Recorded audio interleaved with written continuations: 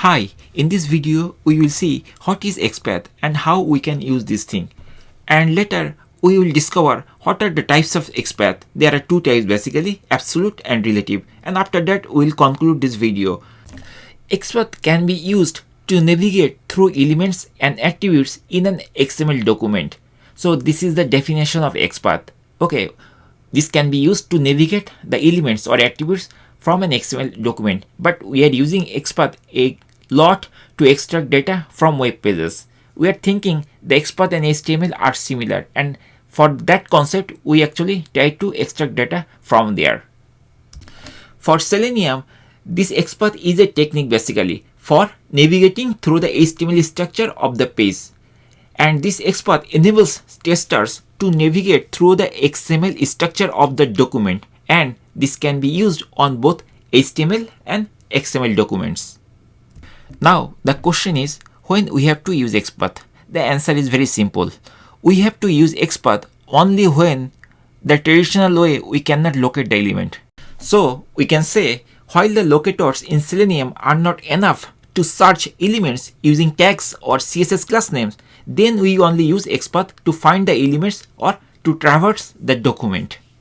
And what is the benefit for XPath? Basically, XPath provides an option to dynamically search for an element within the web page, thus giving sufficient flexibility to tweak a locator to one's advantages. There are two types of XPath. One is called absolute path, another is called relative path. To create the absolute path, we use single slash, and for creating relative path, we use double slash. That's why sometimes absolute path is called single slash search and relative path is called double slash search. The absolute path is very simple, but the problem is it's mostly vulnerable to minor changes in the structure of page.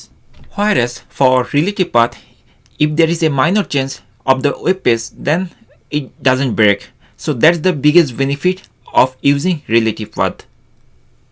The last difference between absolute path and relative path is absolute path always uses single slash, and for relative path we always use double slash.